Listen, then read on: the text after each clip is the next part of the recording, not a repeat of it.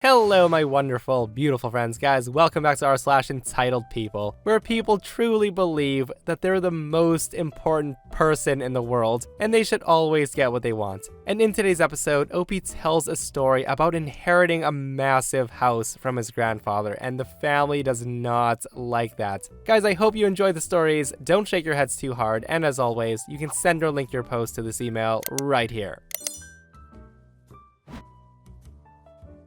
Alright, so this happened about 25 years ago, and I still think about it once a month. My dad is really stuck up and entitled. He used to think of himself as a fancy business type fellow. We would go to restaurants and he would try to order off menu at like a chain restaurant. The guy also wouldn't wash his hands before we ate, and he would always have the waitstaff bring him lemons and then rinse his hands in the lemon juice because I guess that's what fancy people do. It always took several attempts to seat us because he would walk around the place trying to find a place to sit worthy of his time. He was insufferable, and as a little kid, it turned me into a walking apology for his behavior. So one weekend, we went to get dinner, just he and I, and he went through all of his usual behavior. He was actually in a pretty good mood, so I had high hopes. Unfortunately, as soon as the waitress starts taking the drink order, he found out they were out of real cream for his coffee. Now, my dad didn't swear or raise his voice because that's what the common people did. Instead, he decides to lay right into this poor woman about a restaurant not having the ability to meet basic needs of customers,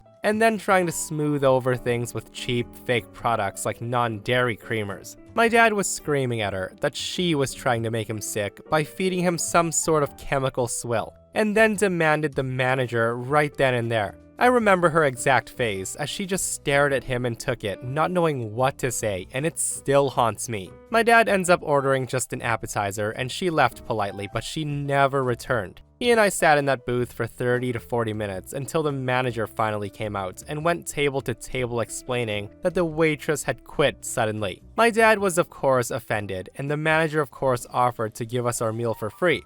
And that's the part that annoys me the most, that my dad won. He actually said to me that people like her shouldn't work retail jobs if they can't handle customer complaints. Again, that was 25 years ago, and hopefully that woman found a better job. Wow guys, OP's dad sounds like the nightmare customer that restaurants dread having walk through those doors. Like when OP said it often took several attempts to seat them due to dad wanting to sit in a spot worthy of his time. Oh my goodness, that is like next level entitled. So this was a wild one today, and I feel obligated to share. I work in a casual, corporate, Applebee's-esque restaurant. There was a table of 3 young women today, a mom and 2 daughters, I believe, seated in the bar area for lunch. Immediately, our bartender waiting on them commented about their bad attitude, excess questions and requests, entitlement, etc. You all know the kind of table I'm talking about. So fast forward 45 minutes or so, and they've left without paying their $80 check. She's pissed, and it's kind of a kick in the pants to all of us because it happens far too often at our location. So 5 minutes later, as she's cleaning the table, retribution. She finds a small purse and she returns it to the manager. And here's where things get interesting. The bartender and manager immediately begin tearing into the purse like wild dogs, having found a fresh carcass. I suppose the justification is to look for some sort of ID, which is fair enough, but they didn't find that. There was a bank envelope with $120, of which they took the $80 to pay the check, and returned the rest. They also found a bag of weed, which the bartender took as her tip. And this is where things get even more interesting. Of course, the young thieving dine-and-dasher needs to reclaim her purse, so she returns within the hour. She has to speak to the manager, who returns her purse, minus the cash for their check and her precious drugs. He greets her by saying, "So, you walked out on your check, right?" She then proceeds to complain about service and how we weren't getting a dime from her, etc. He then informs her that we settled her check with the cash from her purse. And to her protest, he responds, "What did you think was going to happen?" But she leaves, and here's where things become slightly more interesting. All 3 return in force, and they demand to speak to the manager again. They all claim that something else was missing from her purse. The manager says, "I don't know what to tell you." And that's when all 3 threaten to call the police to have everyone arrested for theft at this point. Yes, to report their missing illegal drugs, but soon thought better of it as the manager continued to stonewall them and they left in a huff. Perhaps this wasn't the most ethical way of handling the situation, but boy was it satisfying. Almost made it all worth it to see some sort of justice served. And it's nice to know they won't be returning anytime soon. Guys, I absolutely love the instant karma those three received. And I know some may not approve of what management did, but the restaurant got what they were owed, and the cherry on top was the server took the fun stuff in the purse, and there wasn't a damn thing those three could do about it. And guys, the audacity of that woman to complain about management being thieves and wanting to call the cops on them. Like, did she forget she stole from the restaurant first?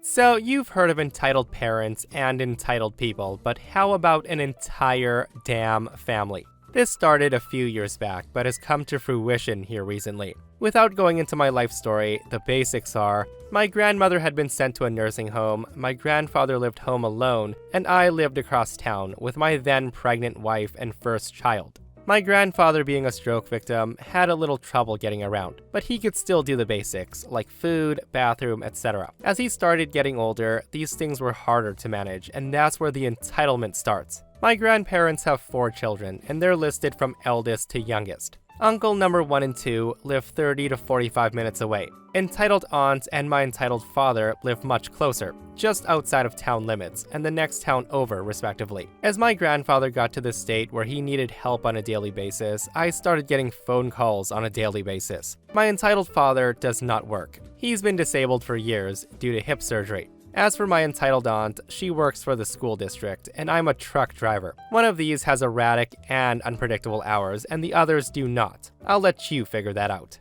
Now, I'm gonna get a bit graphic, but not too much. Many days, after 10 to 12 hours on the road, I would get home. And then my aunt would tell me to go visit grandfather because he needed stuff. I would immediately go across town to find my grandfather sitting in his accident from earlier that day. I was told that he called everyone else and he either got excuses or no answer. Making a long story longer, my entitled father and aunt wouldn't show their faces unless there was a big hullabaloo, or if they were to get something out of it. So this culminated in me, the wife, and the kids moving into grandfather's house. And after some time, grandfather signed it into my name, because in his words, I was the only one who gave a damn enough to come help him every day, and he thought I deserved the house. When his kids found out, however, that's when all hell broke loose. My dad and aunt went berserk. The house was a pretty giant mansion, as grandfather had done pretty well for himself. Father had ended up with the family farm, so I don't know why he cared. But entitled aunt and her daughter had been the previous beneficiaries of the house, if my grandparents were to pass away.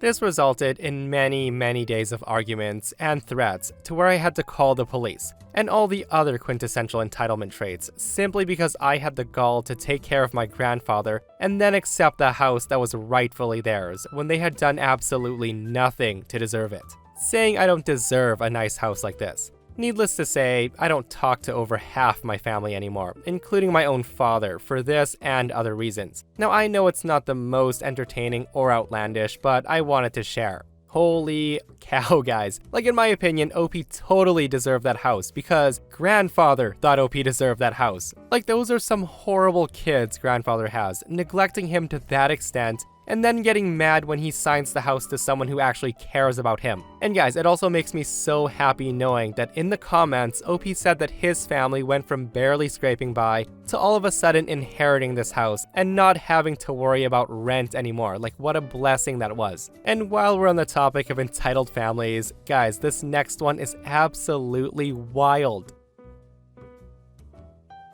So this happened about a year ago, but it's a story that my friends and I still like to laugh about, so I'm gonna share it. Here's a short background. Myself and a group of friends have gotten together almost every Sunday for years to play a game called Savage Worlds, a kind of tabletop RPG. We used to meet in a private but popular little pub/deli. We would come in regularly, and we spent a lot of money there during the hours we played. We also spent time getting to know the manager, owner, and workers there, always extremely polite and made sure to tip well. Because of our good business, the owner offered to start reserving a special area for us that was kind of in the back, therefore slightly more private. People walking up the stairs to the second story could see us over the railing, but otherwise, we were completely out of the way. Our story takes place on Mother's Day. Now, our GM, the guy who runs the game, specifically went and asked the owner if we'd be able to reserve the table since they were likely to be extremely busy. And the owner promised that the area would be reserved for us.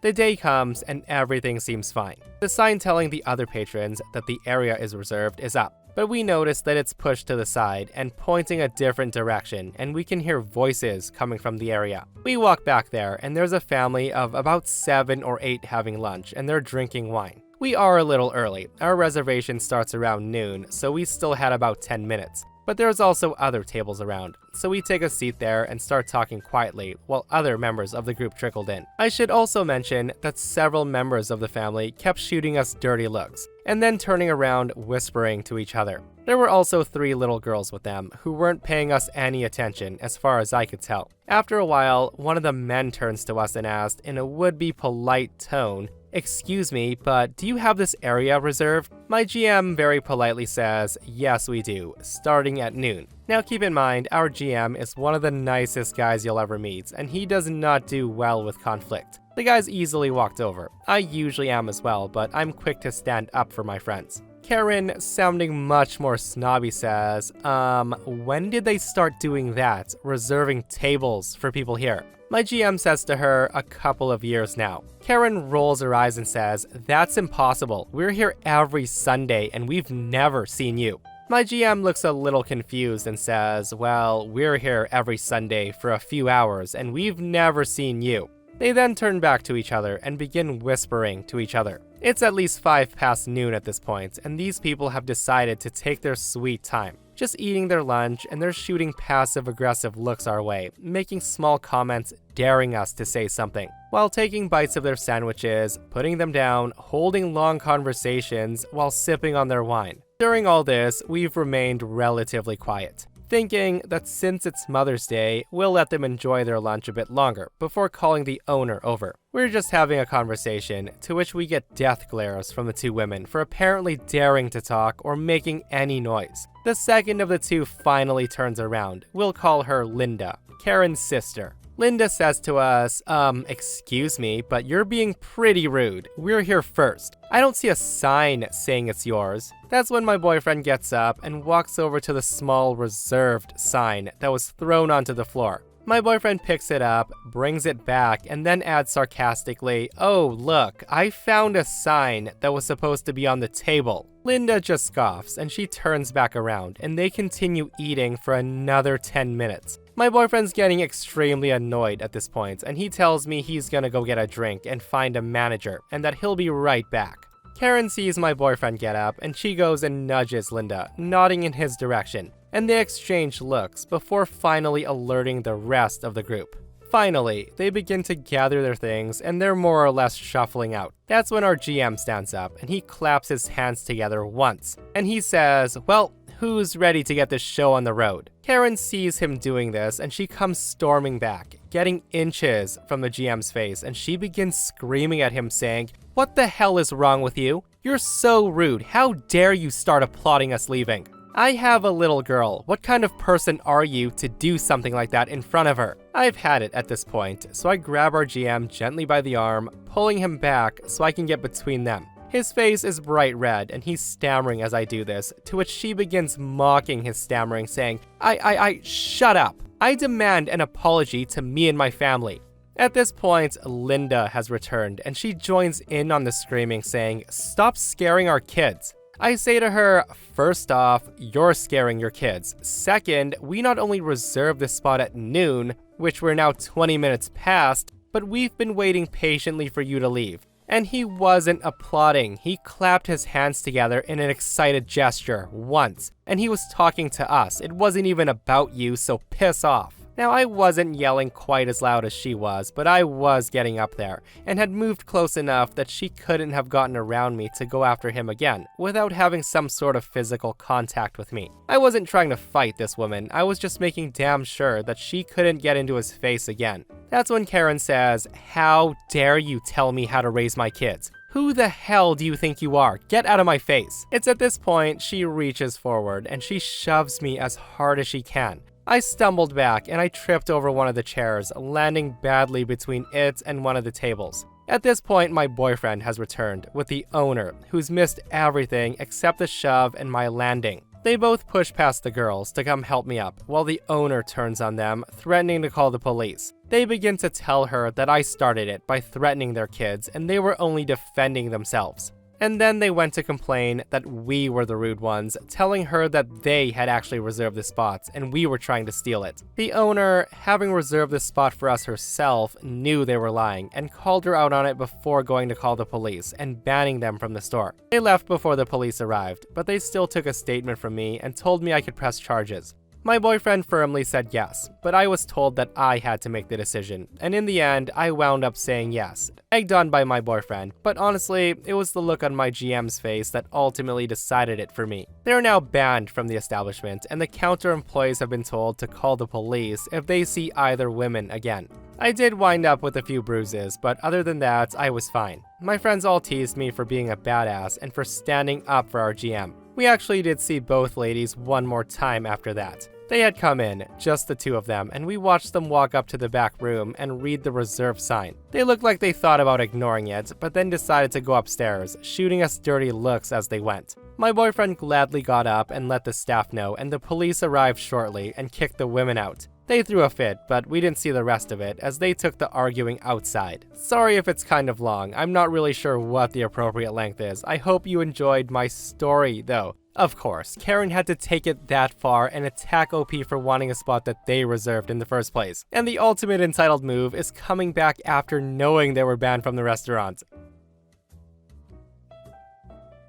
So my family owns a bed and breakfast, and this story takes place during that really big hurricane in 2018. It was when the hurricane had just turned into a tropical storm. Sometime that morning, this lady, who's most commonly known as Karen, called, and this is the following conversation that ensued. So the phone rings, and I pick up the phone and answer with, "Bed and breakfast, so-and-so speaking." A nice-mannered woman responds with, "Hi, me and my husband are spending a few nights with you in 2 weeks, and we're wondering if we can bring our son with us." I say to her, "We certainly can add another person to your stay. May I ask how old your son is?" Karen says, "He's 10 years old. To which I say, "I'm very sorry, but unfortunately, we don't accept any children under 13 years old. At that, Karen says, "Well, he's very well-mannered and he's very mature for his age. You'd never know he was 10. I say to her, "I'm sorry, ma'am, but it's simply policy." Karen says, "Well, can't you just make an exception?" At this point, I can see where it's heading, and usually when we don't want it to get out of hand, we just use this excuse. I say to her,